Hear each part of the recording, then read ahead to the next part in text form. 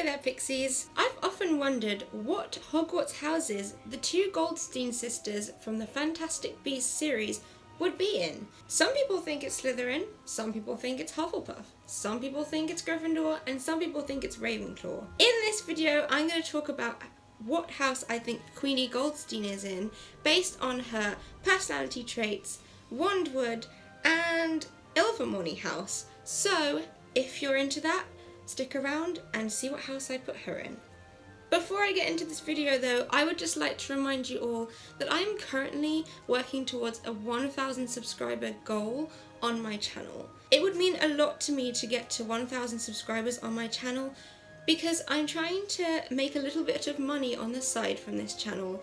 I love all my subscribers, this isn't a numbers thing, but I really do want to get to 1,000 so that it helps me get to my goal of being able to make a little bit of money from all the hard work that I do on this channel.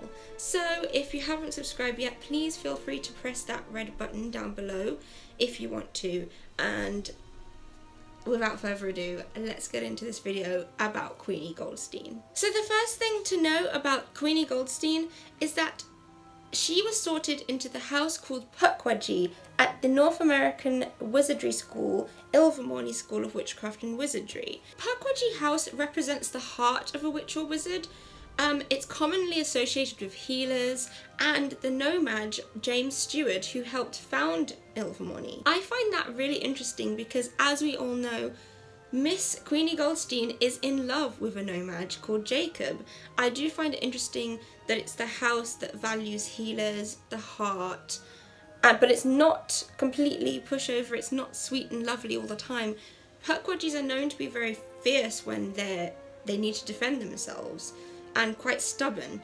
So I feel like it's most like Hufflepuff house in that respect, and I think the very fact that it's so tied in with a nomad or a muggle really kind of shows what path Queenie's going to be going on. So I think it really does suit her. She's definitely a healer type person. Now, usually I like to look at what wandwood or wand core that a witch or wizard has, because it helps you to understand the personality. Now, not all wandwoods are used by Ollivander. On Pottermore, there is a list of wandwoods and the associated traits for those wandwoods. Now, it's currently unknown in canon what wandwood and what wand core that Queenie Goldstein's wand was made of. However, according to Pierre Boana, who is the prop designer for the Fantastic Beasts films, they designed Queenie's wand to resemble rosewood. Rosewood isn't a wood that Ollivander used in his wands, but we do know of one character who did have a rosewood wand, and that is Fleur Delacour. Now, assuming that rosewood is anything like what we associate roses with, I would imagine romance, passion, love, very beautiful and nurturing, and that is very much what I feel Queenie is like. So I think that the wandwood would suggest passion, a lot of passion, and maybe not romantic love, but definitely love in general, and Queenie is a very loving person, so I feel like that goes towards whichever house I will put her in.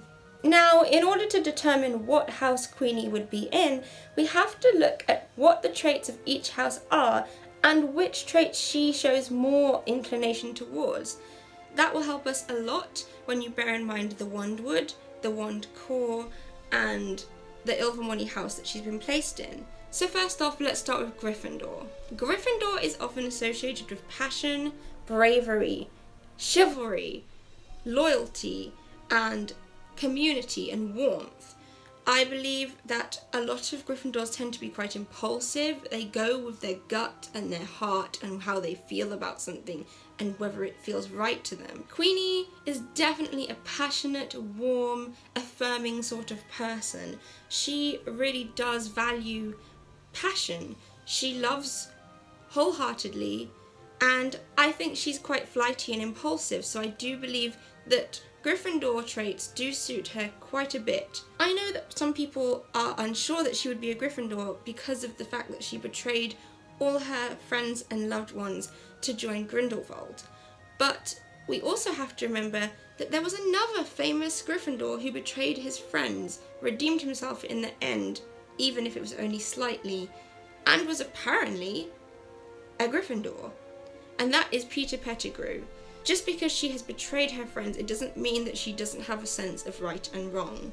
She does know what she believes is right, and she is trying to work towards that, even if her way of doing so might be a little unorthodox or immoral. Now let's move on to the traits of Ravenclaw. Ravenclaw is definitely associated with creativity, innovation, acceptance, and thinking outside of the box. Now, Queenie is a very eccentric, open-hearted, accepting person. I don't know really if she's that creative, I haven't seen that side of her, but she's definitely a nonconformist. She doesn't mind the fact that her love of her life is a nomad. She doesn't care. She doesn't care, she wants to be with him openly, and she's incredibly accepting considering the time frame. She's also an out-of-the-box thinker because she's able to understand the points that Grindelwald is putting across and look at them from a different angle than maybe other people would. I don't think she sees it all as black and white. She definitely thinks outside of the box in that regards. So I feel like she has a few Ravenclaw tendencies, and she is probably a little bit wise because of her legitimacy and the fact that she can see the thoughts of others and she can be wary about them if she needs to be. That's got to give you a little bit of wisdom. Now, Slytherin. Slytherin is associated with cunning, resourcefulness, ambition and pride. Now, I don't think she has many Slytherin traits, and despite how people may think she would be a Slytherin because of her betrayal, I don't think that is the case, so Slytherin is a firm no for me. She possibly could be called cunning, but I don't think she's cunning and manipulative because of being cunning in general. I think she can manipulate people simply because she can see their hearts and minds and knows what they want, and she can anticipate that and therefore, you know, use it to her advantage. Yes, is it cunning and a little bit underhanded? Yes, but at her heart, she's not an ambitious person, she's not a career-driven person, and she's certainly not really that proud either. And finally, Hufflepuff. Hufflepuff values steadiness, comfort, fairness and loyalty most of all, and hard work of course. Now, Queenie is definitely one for her creature comforts. She loves to feel comfortable, to feel loved and warm and accepted and welcome.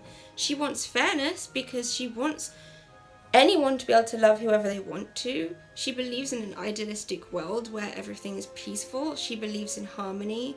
She's a very harmonious person. Whatever she's doing is for the sake of harmony. She's not just doing it for herself and Jacob.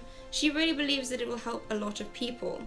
She values steadiness because Jacob is a very steady kind of guy, and that's what she was attracted to about him. He wasn't flighty, he wasn't going to leave her or take advantage of her. He was there for the long haul. She's loyal to Jacob, she's loyal to her sister. Even though she has crossed over a bit, I'm sure that she still loves who she loves, and she loves her sister dearly.